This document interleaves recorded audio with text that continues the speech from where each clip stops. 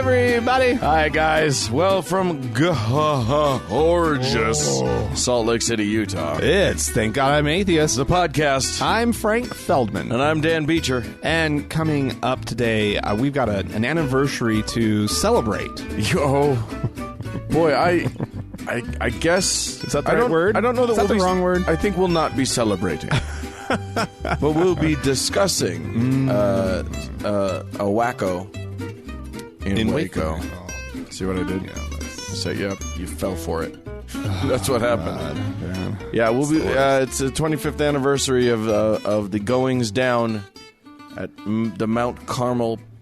I want to call it a compound. It was compoundish. Yeah. It was, it was very secluded. Yeah. And it had a collection of buildings. The only thing it didn't have was a mount. They call it Mount Carmel. It's out Texas, there, and they did not have any mount. the requirements to be a mount. But really just a slight elevation change. Right. Is enough. That's a mountain. Yeah, you go up 3 feet and somebody gets a nosebleed in Texas. My God. Oh. Anywho. They get tired. They lose their breath. Oh, I can't. That's later in the show. Yeah, indeed. We do have today will be a slightly different show than normal, but mostly just... nobody's going to notice, Dan. Okay. If you hadn't pointed it out, nobody was going to notice. No, they're not going to notice. But something that is the same, Dan, yes, is how good Harry's razors are. Oh! That has stayed the same, Dan. Now, wait a minute. Could you possibly be talking about the online subscription-based facial hair removal company? Harrys.com? Harrys.com? Is that what you're discussing with me right now? It's possible, Dan. Oh. You've tried their razors. Oh, I'm a user of the Harry's business. Yeah. 5 precision-engineered blades in their plant in Germany. Yeah. They bought a plant in Germany. They did. Just to get these blades, Dan. That's right. I don't know where the little protective cover is from, but they have that and the ergonomic handle. Yeah. Great stuff. The shave gel. Shave gel. Which amazing. is lovely. We love it all. You get all of those things if you just... And you get it for free. You get a whole kit with all the things for free. Right. If you just go to harrys.com/TGIA, that's for Thank God I'm Atheist, for those of you who aren't good at acronyms. And you just to harrys.com/TGIA, right. You ask for it, you pay just a tiny bit for shipping. Right. They send you the whole thing. It's worth like it's worth like $12 or something like that. You try it out. And then if you love it, it just keeps coming to you, and you will love it. That's the thing. It's great, and it's way cheaper than your grocery store. Oh my God! No kidding. No kidding. And you keep your face nice and neat, which you should do. Gentlemen, please look good, will you? Yeah. Nobody likes your neck beard. Yeah. No. Nobody needs your neck beard in this world. Clean up those necks, fellas, or clean up the whole face. Do whatever level of face cleaning up you want to do. Harry's is going to work. Yeah. It's the stuff. Think about Harry's. It's the stuff for you. All right. Dan. Yeah. Got a story for you. What? Actually, it's a bit of a follow-up. Do you recall a story that I talked about a few weeks ago, maybe about a month ago, in fact, about a D.C. city councilman who opened his mouth about... he had a conspiracy theory about the Rothschilds controlling the weather. Yeah. Right. Yeah. And the whole thing kind of it's gotten away from him a little bit. Well, he says he didn't mean it quite the way that it came out. And I don't know. Maybe he did, maybe he didn't. But now we have another story. How did he mean to it when you say the Jews control the weather? I mean, when you say the Rothschilds are controlling the weather. The thing that where we sort of left it last time, Dan, is that when we last left our story was that while it was hard to say that for sure he was anti-Semitic, right? He was definitely being an idiot. He was being a moron. That's right. Well, I think this follow-up story may just help clarify everything. Oh, good. He was on a special tour at the U.S. Holocaust Memorial Museum in Washington, D.C. Oh, that's a bad place for him to be. Well, it was like This is his special guided tour by Rabbi Batya Glazer. This is him sort of showing how not anti-Semitic he is. And truly trying to, not anti-Semitic he is, but like how that he's trying to educate himself. Right. Okay. Right. I think that's in large part what this was about. Right. When you really, really fuck up and you offend a group of people, you got to do some sort of You got to do some stuff. thing. And so here he's doing the thing. This Rabbi Glazer of the Jewish Community Relations Council she was heavily involved in this, in kind of helping this guy through this process, this public image rehabilitation thing, right? And this is a lady rabbi? From the sound of it, yeah. Wow. So they're standing in front of a photo in one of the displays from 1935. Oh, I think I'm really going to like how this story goes. In the photo is a woman, she's walking down a street in northern Germany.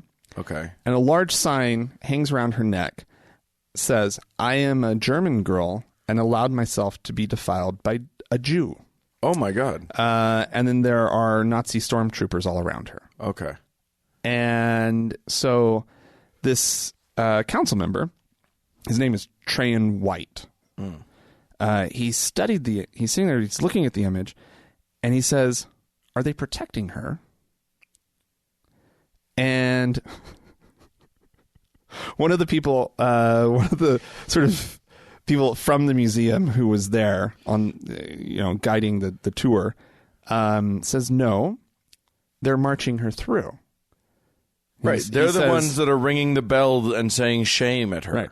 Ding, ding. And he goes, shame. "Marching through is protecting." And no.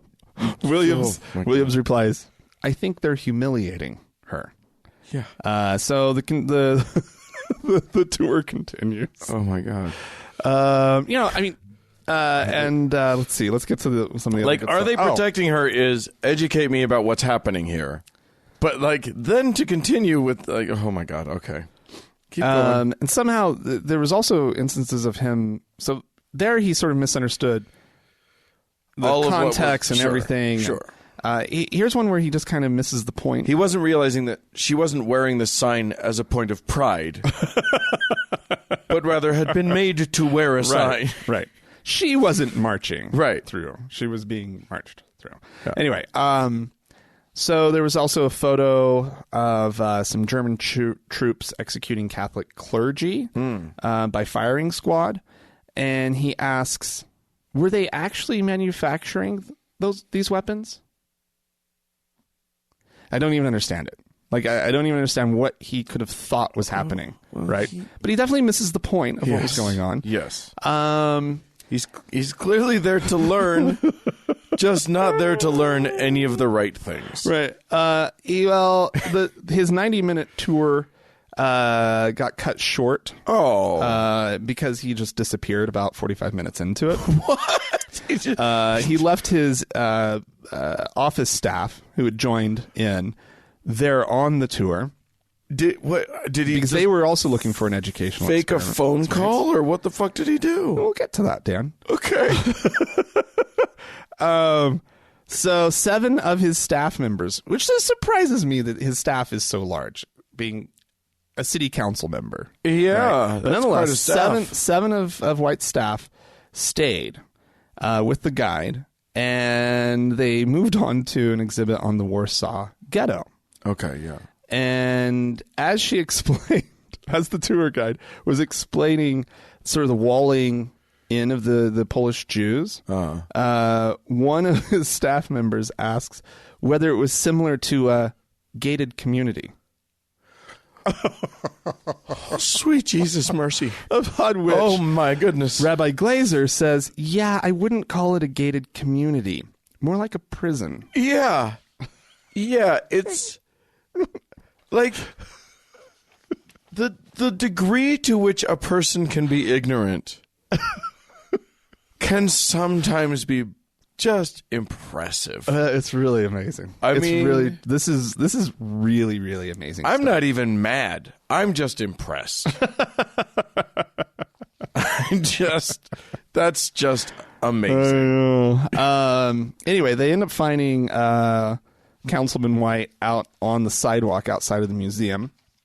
Even though his excuse was that he had to get up, move on to something else in his schedule. He was on the sidewalk for the duration of his staff's visit. The rest of their tour. Okay. And he says, I'll be coming back to see more of the museum. I didn't get a chance to see the whole thing, but I think it's a lot of education here, a lot of synergy here between what's happened to the Jewish community and the African community. Synergy. Yeah. Wow. I don't know. This opportunity has given me the chance to meet a lot of great Jews, a lot of people, a lot of good Jews that I've never had the chance to meet before. It's an awesome experience, he says. He's also he went to a Passover Seder. He went to Bagels and Lox breakfast that was held with Jewish leaders. City Hall, he's been doing all this. He's kind of been doing the right things, right? Except that then he just undercuts it completely. Yeah, and evidently an unwilling participant in his own education, about the topic. Yeah, I mean, he's like, I'm sorry, but that I've gotten this opportunity to meet all of these great Jews doesn't really ring I'm really excited about what's going on. Kind of feels a lot more like, well, what's the political way of saying, please no more Jews? Oh, God. Anyway, so that's going on in Washington, D.C., our nation's capital. Our nation's capital, the brilliant people running that business. Well, here's a story, Dan, though, that will not...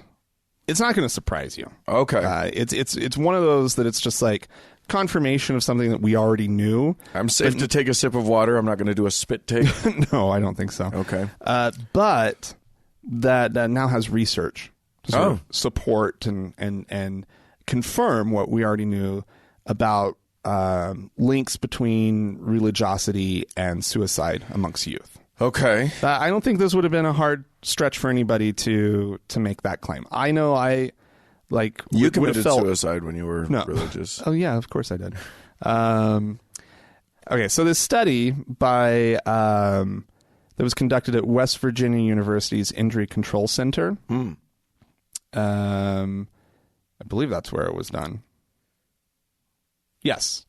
The director of the study said that for decades, studies have indicated that religion generally protects people against thoughts of suicide. Oh. This is... when I did that documentary, 2 years ago or whatever, that was one of the things that I sort of came across. But the research has also shown that religion significantly doesn't have an impact on those who identify as lesbian, gay, bisexual, or questioning. Doesn't have an impact? Does not. On their suicide. Does not protect them. Right. It has an impact. Right. It just doesn't protect. But it doesn't have... So the protection impact is not there for members of that community. Right. So they're sort of shielded from that impact by their sexuality, I suppose. I actually wish that weren't the case. Sure. But here we go with some numbers. Okay. And this is actually really fascinating because I figured... Well, let's just go through the numbers real quick. Okay. So those that are questioning had the highest rate of recent thoughts about suicide at 16.4%. Huh. Followed by bisexual teens at 11.4%. And lesbian or gay kids at 6.5%. Those numbers really surprise me. Isn't that fascinating? Because it's but it makes sense. Think about it. The questioning kids are the ones who are in the turmoil of their religious upbringing, getting into the mix. And I guess we should also clarify that we're talking about homophobic religious groups. Yeah, right? this isn't going to happen like at the Unitarian Church. No, those kids are probably just fine. Those kids are overly coddled. Like those kids start to feel bad if they're not LGBTQ. Right. So, but the questioning puts them very high risk. And the bisexual thing being higher than gay or lesbian really surprises me too, because they can pass. Yeah, but they're my guess is maybe there hasn't been as much work done on our sort of culturally, socially, on the topic of bisexual. It's still something that people in the gay community still say doesn't really exist. Yeah, neither the gay nor the straight community has done very good work for the accepting the bisexual kids. And here they are, and it in some ways it probably plays out a lot like questioning. They don't even fully understand that they're bisexual. They just know they have these, queer attractions. Right. They have feelings and of love and lust toward the people that they're absolutely not supposed to. Right. As well as the people that they are supposed to. Right. And suddenly it's just and that would be quite confusing, especially for some kids, So here's some numbers about the broader community. 5% of heterosexual youth reported attempting suicide in their lifetime, compared to 20% of bisexual youth, 17% of questioning youth, and 14% of gay or lesbian youth. So that one, the numbers get moved around a little bit. But that's actual attempt, not suicide ideation, which was what that other number was about. Right. So how does this play out locally, Dan? With our local homophobic religion? Dead gay kids? Is that how this plays out? Yeah. Actually, in Utah, there was a spike. There's been a spike in teen suicides recently. Yeah. And a lot of people are actually pointing directly at some policy changes at the LDS Church. Yeah. Because there was actually legitimately within like the weeks that followed the policy about, this was the one specifically about children of gay parents, right? Not being eligible for baptism until they're adults. Right. Basically, the message was just, if your parents are gay, we don't even think you are valid until you reject them. Right. Yeah. Yep. And so... and you have to be old enough, you have to be an adult. In order to reject in order to even reject your parents. Right. And so, that's nice of them to acknowledge at least the we all know parental role should be protected until adulthood. Well, we all know that a 14-year-old's going to reject their parents no matter what. So an 18-year-old, then you can just trust it. Yeah, then it's real. It's not rebellion. Right. No more. But yeah, right after that announcement, there was a very significant spike, and apparently it's continued. Like the numbers right now are alarming and really disturbing. So that's religion and suicide. Yeah. Dan. Hooray. Well, what a fun topic that was. Aren't you glad? I'm so glad. Well, we did a sandwich, Dan. Yeah, you got to do the misery sandwich. Yeah. You do something fun on the with some fun bread on the the fun bread. Yeah. For your misery sandwich, that's what you want that on. All right, and then the final story, Dan, today. A story about Scientology. Okay. And a website that you probably haven't heard of. I hadn't heard of it. Neopets. Have you ever heard of this? It's a children's... it's one of those, like, you have your little virtual pet and you have to keep it alive. Okay, sure. Things, sure. Right?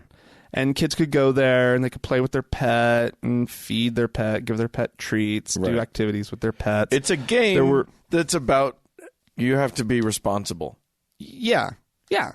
But it's supposed to be fun. Sure. And there are things that you can buy for your pets, accessories.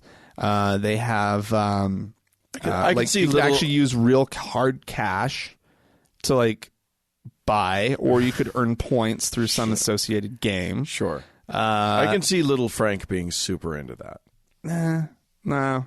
I saw the graphics. It wasn't for me. Okay. Also, Dan, do you remember that I mentioned Scientology? Yeah, I'm waiting for that shoe to drop. Yeah, so apparently the founder I guess he's a former, he actually was not a founder. He was a former Neopet CEO, and he was a big-time investor. Okay. Doug Doring, a Scientologist. Okay. And during his time at Neopets, he used the org board method, which is something that's taught by Scientology for leadership. This was designed by L. Ron Hubbard. Sure. It's based on 7 principles: communication, dissemination, treasury, production, qualifications, public, and the most important of them, executive. Okay. Right? So this is L. Ron Hubbard's idea of how you He's run an revolutionizing everything. Nobody's ever come up with any of those concepts before. No, never. Well, according to Patricia Illingsworth, she's a professor at Northeastern University. Okay. And also a senior fellow at the Kennedy School of Government's Carr Center for Human Rights at Harvard. She says that the model is less ethical than it might appear. Okay. She noted that a department in the communications division, the Department of Inspections and Reports, essentially spied on other employees at the company. Yeah, the second you said inspections and reports, a lot of like fascist flags started going up. So they spied and then reported back pertinent information to the top executives. The Department of Inspections and Reports section on ethics is really about a very primitive sense of justice, an eye for an eye, getting back at people who have in some sense harmed the organization. Oh my God. Wow. If someone in or outside the organization has done something that undercuts the mission of the organization, which is basically making money, then the organization in the name of ethics is advised to retaliate against the person in order to ensure that they don't do it. Wow, that I don't see how that relates to Scientology. Doesn't sound like Scientology at all. That's very strange. No, I wonder where they got these ideas. Right? Surely they've twisted something. This could not possibly. I mean, it's very clear that a Scientologist might be very comfortable with these techniques. So, back up a little bit. Founding of the company. At one point in time, there was a hire who came in and who wanted to bring Scientology onto the site. This woman was a Scientologist. Okay. She wanted to bring some Scientology principles into sort of this kid's game. Yeah. And that's what you want. Basically, the 2 co-creators of the site fought as hard as they could and got rid of her. Okay. Like they saw this, it was no, right? Yeah. But they ended up with a Scientologist as the CEO later on, right? And so at one point in time, so at one point in time, they ended up sort of looking after they'd sold the company. They looked back and they Googled the new employees that were being brought on and discovered that they were all Scientologists. So somehow Scientology had just must have been targeting this company. They wanted to run this kid's game. It was one of the most popular games on the internet, apparently. I mean, for kids. You know, it's one of those things where, do you want your dog to have the cute little hat? That's cool. You can either pay $5 or do this e-meter, and then we'll do an audit for you for free. So basically, it was one of the biggest entertainment sites on the internet, visited by millions of children and teens. And they started, I guess they kind of fucked around with the site a bit. And then the site ended up being sold to Viacom in 2005. And since then, it's been cleaned up. But there was a huge reaction online because a lot of, people had played this game as a kid. Yeah. And are now because it was really popular in the early 2000s. Sure. And so a lot of these people are adults. They're, working... out in the world, and they're looking back at this and they're going, what the fuck, this was my favorite thing, and now wait, did I learn Scientology? Was it? Yeah. Was I being indoctrinated? Was I? you were. And also, not for nothing, but in the when you go to the website to play with your little puppy and you click on the terms and conditions, you have signed a billion-year contract. That's just a fact. Oh, my God. Well, there you go. Keep your kids safe out there, ladies and germs. Yeah. If you have anything you'd like to tell us about any of the stories that you've heard today, you can write to us, podcast@thankgodimatheist.com. Or you could call and leave us a voicemail message. The telephone number is 424-666-8442. Yeah. Go to the Facebook page, facebook.com/TGIAtheist, and click on that like button. And while you're on Facebook, you might as well search for the TGIA Members Only Lounge and request to join. It's a closed group, but we'll let you in. We just let you in. Yeah. It's just a thing we do. Easy as that.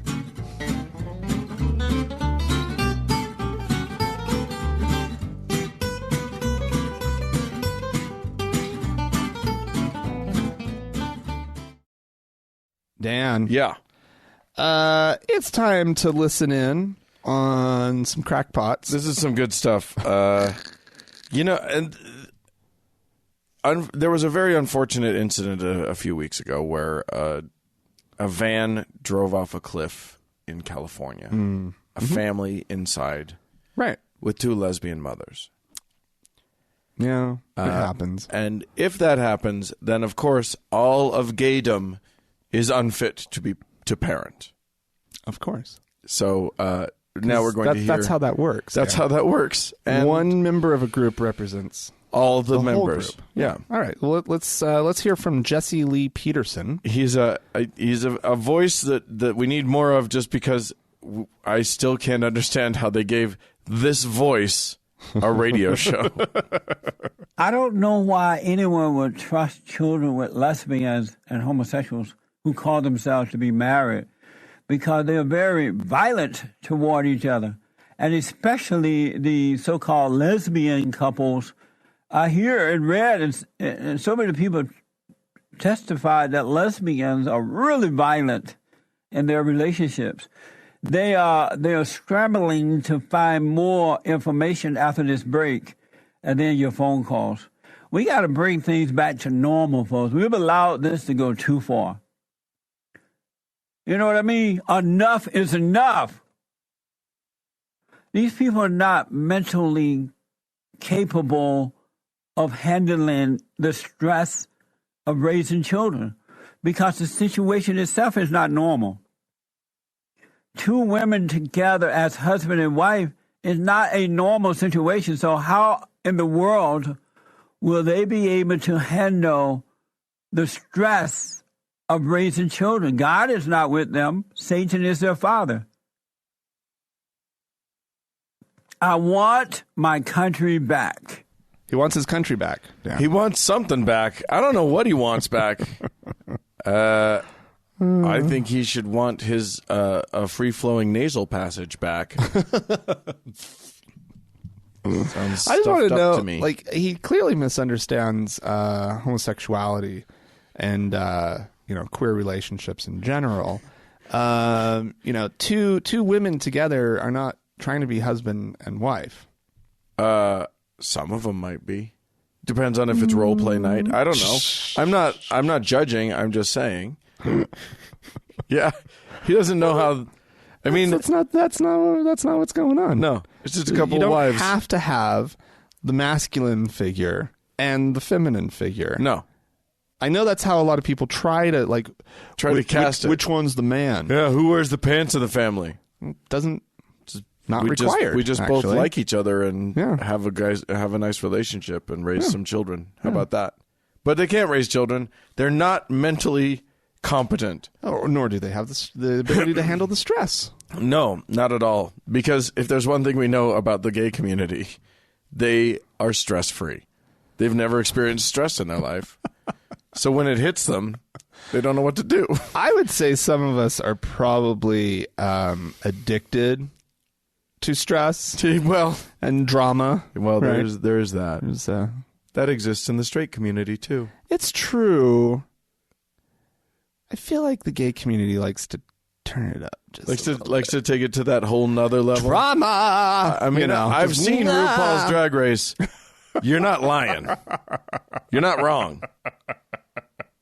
I've seen that show. I love that show. Are you kidding me? They are into the drama. It's one of my favorite shows of all time. I want to see an episode of that where everybody just like the whole goal is just to be calm and relax and just and supportive of each other. I want to hear RuPaul's clever name for whatever that would be. Right? Yeah. A room of relaxed drag queens. I think even RuPaul might come up short on that one. Just have nothing to say. What are you saying, Ru? This is everybody okay? Fine. Is there some kind of like gas leak? What's going on? Oh, that would be delightful. We got some email that I'll read out. Mm-hmm. Hey, Dan and Frank, this says Dank and Frank. Yeah, okay, sure. I'm pretty dank. Dank and Frank in the sense of moisture. I'm not sure. Sweet. I think it's just Dan and Frank that Dank and Fran. Dank and Fran. Boom. I'll try to keep it short. Let's see. Yesterday, I see a post from my Facebook friend. Quote, I'm still looking for work. Not having insurance is killing me. I can't afford my medication, so my diabetes is out of control, and my depression is so bad that I've seriously considered suicide. Getting rejected from prospective jobs isn't helping either. Oh, my God. This is a Mormon friend of Jeremy's in Provo. Oh, wow. From what I've heard about the Mormons on various podcasts, I had the idea that you pay your 10% every month no matter what, but when the shit goes down, the church is there to cushion your fall. Uncontrolled diabetes and suicidal ideation is not my idea of a good set of circumstances. No. But one that a bit of sweet church money could help. So why aren't they? Does he just need to ask? Is there some stigma against doing so? He's Jeremy's from Europe. He says I could probably get him insulin way cheaper over here. Yay, socialism! But there's no way in hell I can get it to Provo. Signed, frustrated and powerless in the nether regions. From Jeremy. Yeah. Mormon Church and the church welfare program. It's pretty good. It's good. Like. And you do have to ask for it. There is a decent shot that if this guy asked his church for help, they definitely help him with the medical stuff. Yeah. The depression is medical stuff, but some Mormons have like stigma things about mental health. Right. But there's LDS social services. There's a whole, like in Utah, there's a whole group of LDS like therapists that they could get you to. Yeah. I wonder. Yeah. Rough stuff. That's shitty. I mean, I know the church by and large is still, doing pretty good. Yeah. But I recently heard, and this is a little bit of a tangent, that, and if anybody actually knows about this, I'd love to have some information on it. Right. But I've heard that they've stopped hiring like custodial staff and groundspeople for the chapels. That's now callings. Huh.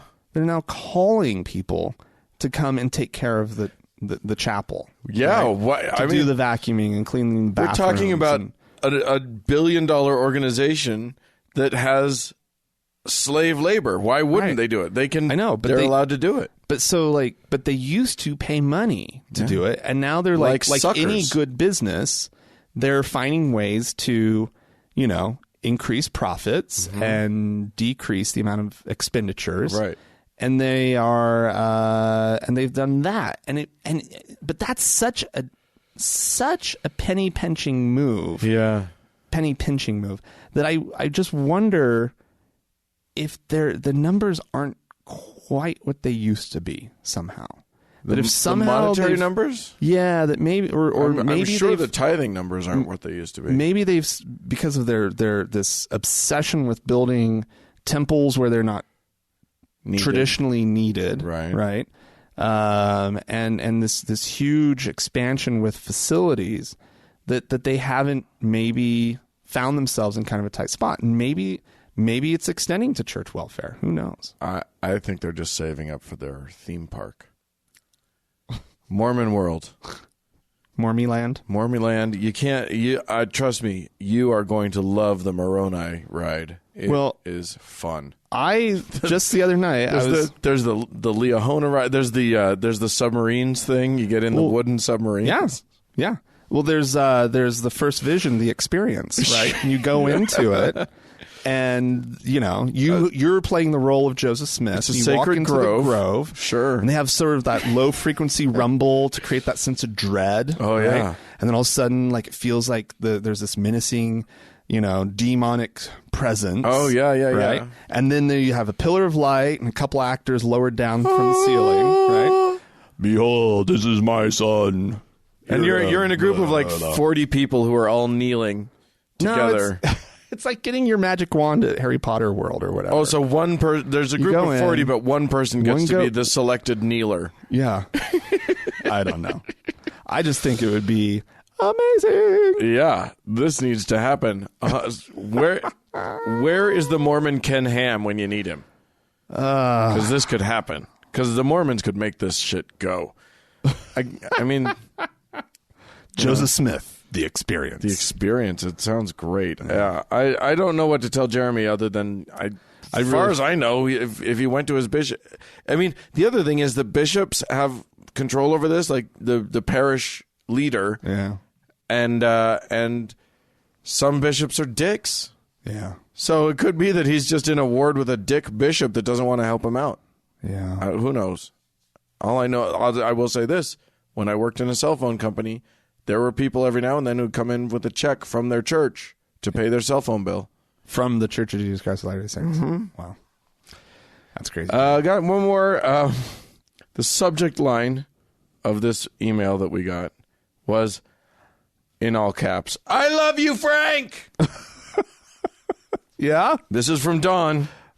All right, Don. Who's referring to I think, Hi, Don. Our most recent episode. He says, "As a mathematician and Star Trek fan, I appreciate both your calling out of, quote, rounding a remainder as not being a real thing, and your reference to SETI Alpha 5. Yeah. Thank you, sir. Yeah, I can pull the Star Trek stuff out. Signed, someone who's very nerdy." Is that what it says? No, it's signed Don, but he's as nerdy as you are, so... Rude. Why is that rude? It's just yeah. real. Well, thanks, Don. Yeah. That's great. That made my day. Yeah, there you go. Sometimes people like me, too. No. Oh, don't start that one, Dan. Probably not. It's okay. Nobody loves me. It's fine. Oh, Dan. Oh, Dan. Oh, well, thank you guys for writing in. Do we have some folks to thank? We have a lot of people to thank. Uh-huh. A lot of people that we've already thanked. We don't have any new patrons this week. Oh, okay. But why don't we just take a minute to just thank all of our current patrons. Thank you, guys. It's what keeps the wheels turning over here. And those people who have decided that they can part with a little bit of their money, per episode just to keep us going. They also receive an ad-free version of the show. Mm-hmm. They're on Patreon. And they have access to bonus content. Some of them have access to bonus content that we do. Yeah. And again, it's just a way of supporting us, keeping this thing going. We have some goals that we're not quite getting to, so a little bit. Hopefully we'll find some people some more people to help us out. But we can't express enough how grateful we are for those who are our patrons. Yeah, absolutely. Especially our top donor, our Lord and Savior. She reigns supreme. Angela! Forever may she wave. Amen? In the name of Jesus Christ. Amen. Amen.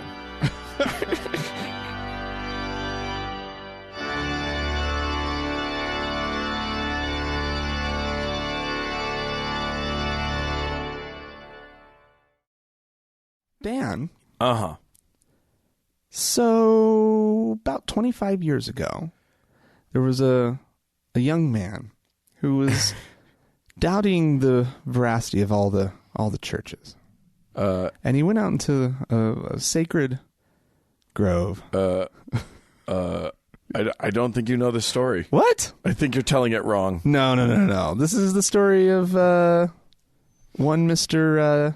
What was his name? Vernon. What was Vernon it? Hardcastle. No, Vernon Wayne Howell. What? Is the person that we're talking about. Vernon Wayne Howell, born in 1959, later renamed himself David Koresh. Ooh, I know that name. Yeah. I wouldn't be confused about that name. No. So for those of our listeners who are younger, may not recall 1993, or for those who maybe were in a different country, a foreign land to us. Oh, yeah. You may not know the name David Koresh, but David Koresh was the leader of what some would call a cult, an offshoot of the Seventh-day Adventist movement, the Branch Davidians, he called them. Or they after himself, right? No. No, actually, and these guys were around before he was. No. He did not start this group. Wow. Did he name himself David after the Davidian? After King David, for whom the Branch Davidians are named. Oh, interesting. Yeah. So the Branch Davidians were started in the early 20th century, actually. Really? Yeah. By a guy. I don't have that thing pulled up right here. Anyway, but it's older than I thought it was. Much older, yeah. So this fellow started it, and then another couple took over. So this was all sort of like I said, an offshoot of Seventh-day Adventists. And by the time David Koresh came around, they were on. So they had just had their sort of second. A couple had kind of taken over for the first guy. This was a couple by the name of Ben and Lois Roden, who had been doing it for many years. Koresh came into it as Vernon Howell, and he basically at least one former member of the group claimed that he had an affair with Lois Roden. Oh boy. Her husband had died. Sexual improprieties? She was a widow, and was the then prophetess of the group. Was it not improper for them to have sex? She commanded it so. No, he was doing it. Oh. Which is interesting. He was like 23, 24 at the time. She was 65. Oh, that's an age gap. Yeah, and she's not a handsome woman. She's not. Just so she was very pretty. She's not a good-looking person. He was doing this, I think, if he was doing it, to gain access to leadership in this church group, and he did. He started to take over. He declared that he was going to try and have a baby with her, a divine child with her, which is pretty funny because she was 65. Yeah, he wasn't good at biology, apparently. He might as well claimed he was going to carry it. Yeah, he said he claimed that God had chosen him to father a child with her, who would be the chosen one. Yeah, that didn't work out. It's worth a shot, though, Dan. You know? Yeah. Like, I don't want to be too get too much into the weeds on the history of this group, but like Lois's son with her husband, a man named George Roden, had intended to be the next leader of this group and kind of pushed Koresh out. Okay. And Koresh started a congregation in a dilapidated series of buses in Palestine, Texas, like 90 miles away. Okay. Wow. Which, so, like, it's very interesting. He had like 25 followers. He built up his following stronger and stronger. And eventually, and this is where this gets wackadoo. Mm-hmm. He gets into this whole, like, I'm the sacred guy. No, I'm the sacred guy. This standoff, this feud with this Roden guy. And, like, Roden, like, challenges him to, like, a miracle off. To the point where they're going to be raising the dead together. Like, each of them is going to try to raise the dead. And Roden actually goes to the extent of, at least he's accused of having gone to the extent of exhuming a body to raise it from the dead. Did he really think he was going to be able to do this? I don't know. Did he just get himself so backed into a corner that he just had no other way out except to actually literally dig up a buried body? The world's stupidest game of chicken ever. Like, but neither blinks. Neither of them's flinching. So he exhumes a body. Koresh then goes to the cops and goes, "Ha, he's molesting bodies. He's well illegally played, actually." But the cops say, "Well, you need evidence. You need proof." And since the body had come back to life, there was no evidence? Is that what I'm picking up on? No, they just needed, like, photograph or something. Oh. So Koresh gets a bunch of his followers. They arm themselves. And they sneak onto the Mount Carmel compound in Waco, Texas. Right. And they're getting ready. They're fixing to find this evidence to take some photographs. And pew, pew, pew, a whole standoff ensues with guns ablazing. What? People get shot. It's kind of insane. And this is the whole thing. This is what Janet Reno was pissed off about. No, we're nowhere near that yet. I'm giving you background.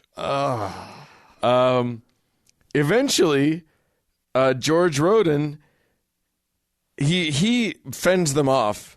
The Koresh and his crew go to trial. Somehow his crew gets acquitted. He gets a mistrial because they're saying that they were just going for evidence, and then the other guys shot at them. I mean, you're trespassing in Texas. I think you're supposed to shoot at people in that. Anyway, eventually, Roden goes to jail for killing another guy with an axe who claimed that he was the Messiah. So, like, no, you're not. Messianic delusions abound in this story. Just, I'm the Messiah. No, I'm the Messiah. No, I'm the Messiah. And literally, okay, well, then I kill you with an axe. And then he goes to jail. At which point, Koresh just waltzes in and takes over. He's got more supporters than Roden had at that point anyway. Oh, my goodness. So he waltzes in, takes over. He ends up paying the back taxes that were owed on the property. Oh. So there was a lien on the property anyway. So like he kind of ends up through that owning the property. Oh, nice. Okay. Well done. Well played. I mean, violently played and very, very strange.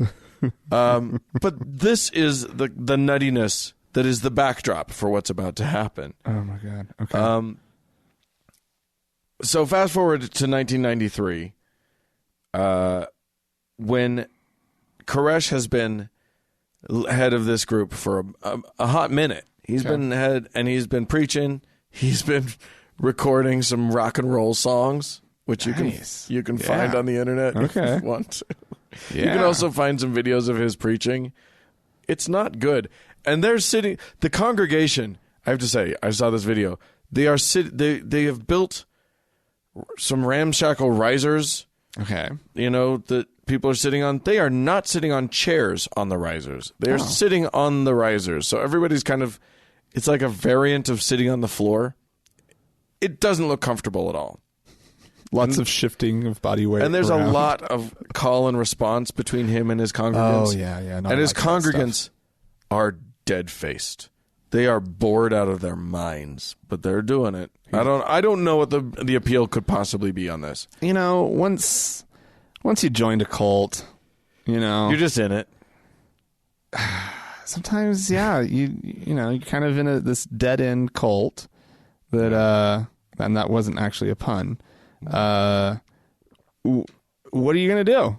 You might as well just see it out. Well, yeah, because I guess what so. else? I mean, seriously, like, presumably you've probably quit your job and you're just living on this compound, living in peace and harmony, listening to the preachings of David Koresh, Right. and maybe doing some light farming. You know what I mean? I was surprised to see at least one African American face in the group. Interesting. Okay. Yeah.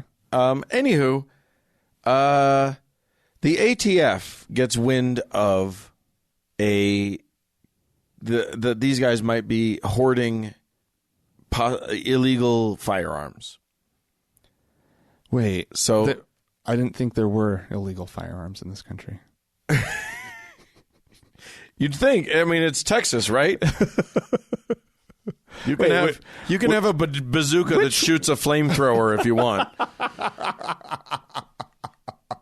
I want to see that weapon. Right? Sounds good. Yeah. Somebody make that. Don't make that. Anyway, so there's this. So they get the word that there may be an enormous amount of firearms in this compound. Okay. So the ATF decides to go in. Okay.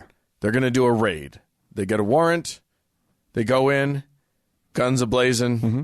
Well, when you go in guns a-blazing to a place where you know they have a cache of weaponry, guns are going to be a-blazing on both sides, and people die. So I got different figures from different places. At least 4 ATF officers died. Okay. Several injured, and at least 5 Branch Davidian members of the cult died. Oh, my God. And then it's a standoff. So Wow. And how long did this standoff last? Dan? Well, I mean, it seems like the siege began on the 28th of February in 93 and lasted for the next 51 days. God. Until What? Until April. I remember it being something, but that's a lot. It's a lot. They had enough food? Like how were They were bringing children? them. They were bringing them food. There were men, women, and children. How many were there? There were a lot of people in that compound. I think there were 70 some odd people in the compound. So they were just ordering out like some Pizza Hut. They were just bringing in food for them. Yeah. So the ATF is supplying them with food during a standoff? Well, the FBI decides to take over the standoff. Okay. The ATF kind of backs off because that ain't their gig. But is that what we do? Is that what law enforcement typically does? They supply... Yeah, I mean, in a standoff situation where they're trying to... And where there's children? I mean, innocents involved? I think the thing with the stupid Bundy boys up in Oregon recently, they were bringing them food. Really? I think so. I mean, what they don't want is to kill anybody. Right. They don't want the death and destruction because that's bad. Right. So they tried a bunch of different things. They tried negotiating. They did 60 hours of negotiation with Koresh to try and access the site. Oh my God. They would play the super loud music 24/7 to try and like make them sleep deprived and whatever. Well, it's just some good psychological. They did that with Noriega, right? He loved classical music, so they played like some hard rock. Yeah. Outside the who was embassy was that it he was Kiss, holed up in. It was something terrible. The palace he was holed up in. Yeah. Apparently, all told, if you tally up how many people were there. Now, I'm going to read from Malcolm Gladwell writing from the New Yorker, who said, "The FBI assembled what has been called probably the largest military force ever gathered against a civilian suspect in American history. 10 Bradley tanks, 2 Abrams tanks, 4 combat engineering vehicles, 668 agents, in addition to 6 U.S. Customs officers, 15 U.S. Army personnel, 13 members of the Texas National Guard, 31 Texas Rangers, 131 officers from the Texas Department of Public Safety, 17 from the McClellan County Sheriff's Office and 18 Waco police for a total of 899 people. My God. I don't know if they were all there at the same time.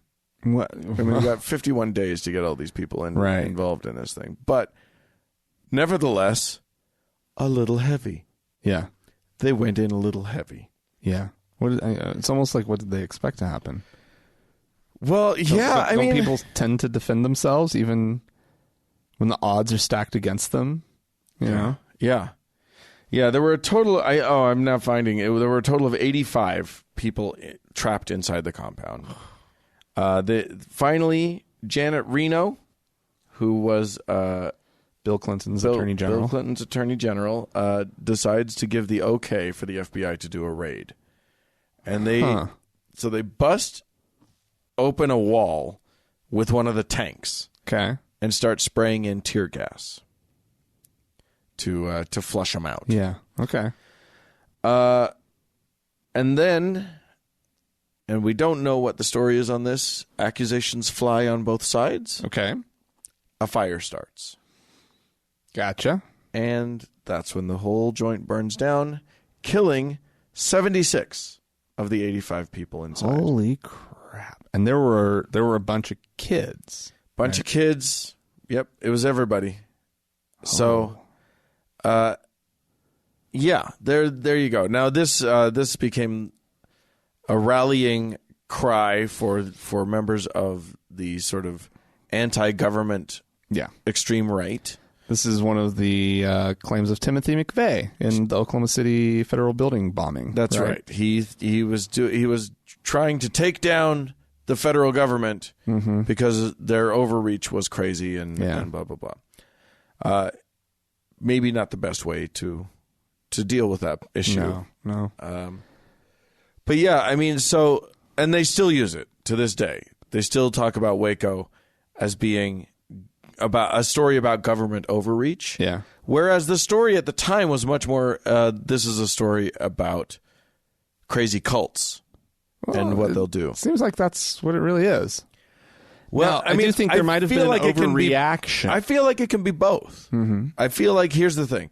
Yes, it was a crazy cult, and there were later, we found out that there was sexual misconduct and molestation of children and all sorts of shit happening. Right.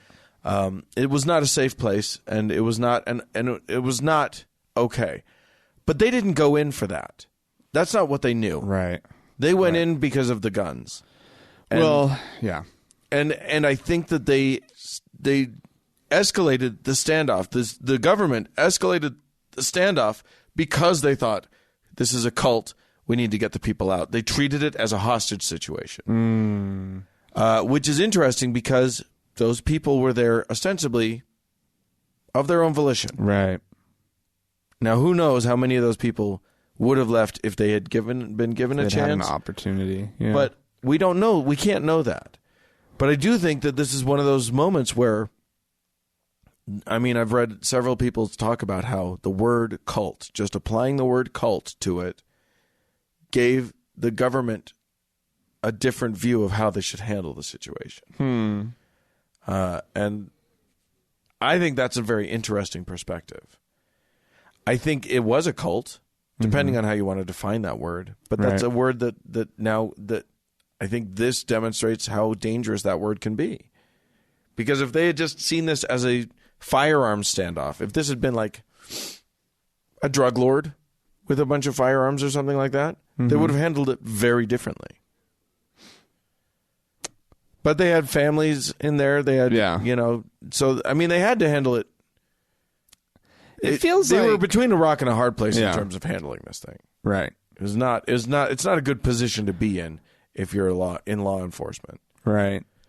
Yeah, that's interesting. I mean, I guess I would want to know sort of what the prevailing thought had been about these kind of standoffs prior to this event. Like, were they just making up a whole new playbook as they went? Yeah, this was totally new. So that's a big problem. Yeah. Right. And I think that it's harder in light of that to completely damn, the FBI or the federal government because people made mistakes. If they weren't following like the normal protocol, those people need to be held responsible, and those people need to explain their thinking and why did you do it this way, and potentially have, some serious consequences for those people. Right.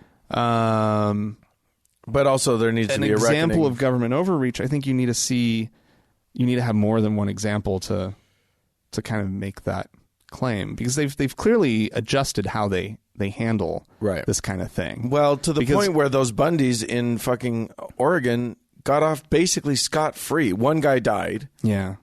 But the rest of them, like, they couldn't even make charges stick on those guys. Yeah. That's insanity. That is insanity. The pendulum has swung way too far in the other direction. Well, nobody wants a Waco.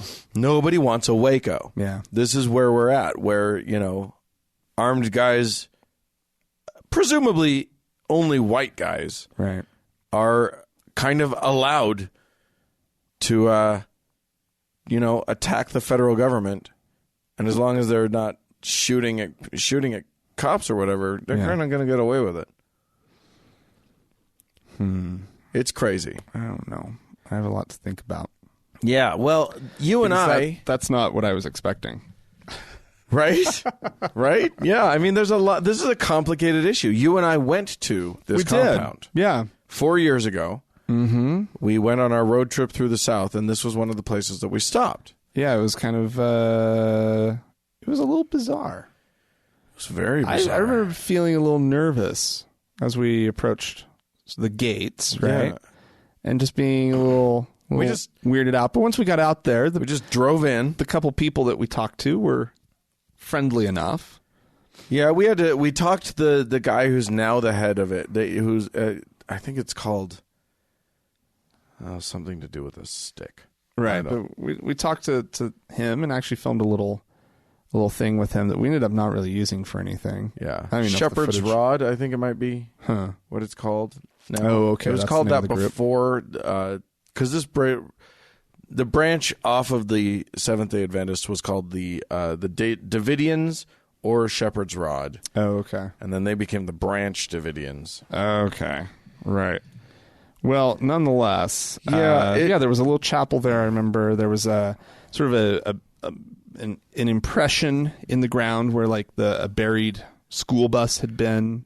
That they used as like a fallout shelter or whatever, a bunker. Yeah.